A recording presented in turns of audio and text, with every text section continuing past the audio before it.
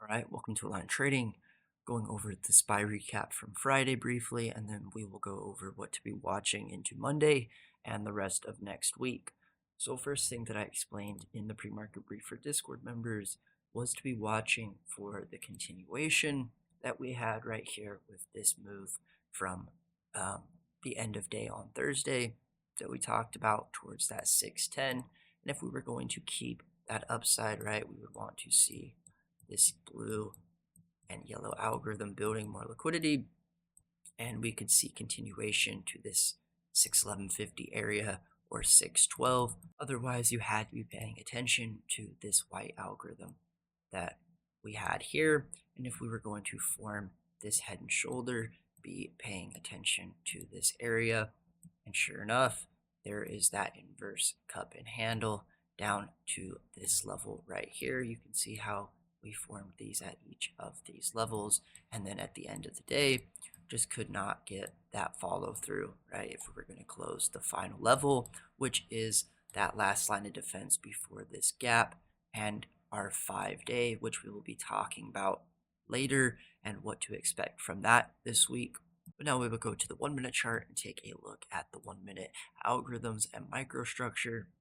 So as I talked about in the pre-market brief, could see a bit of some choppier price action, and that is exactly what we saw from here to here, right? We are just within this range, and I explained there was no sense in trading it, right? At this point right here with this cup and handle, explained that you could see us starting to go back up into that range. Otherwise, continue paying attention to this red algorithm right there, and for this head and shoulder to form. And here you can see it's starting to form that inverse cup and handle.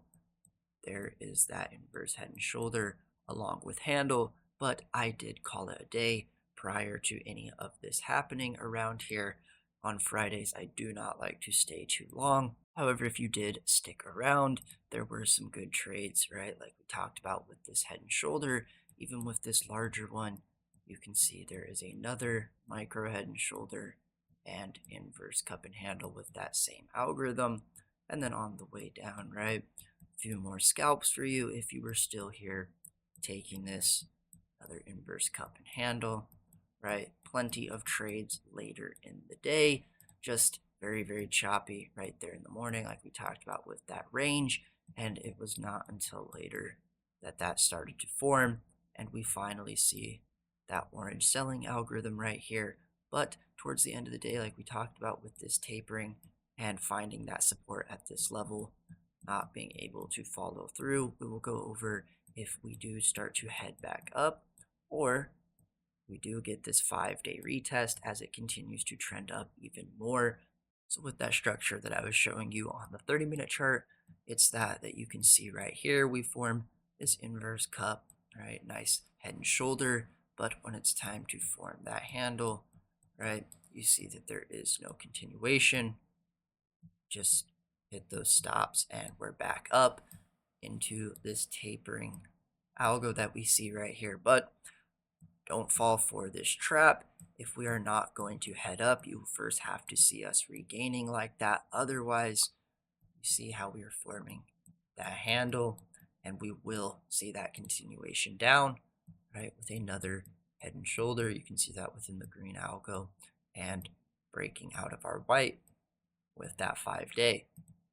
So on the daily chart as well, as I'm talking about with the 5-day, been trending up for, I don't know, since, back here, a lot of days.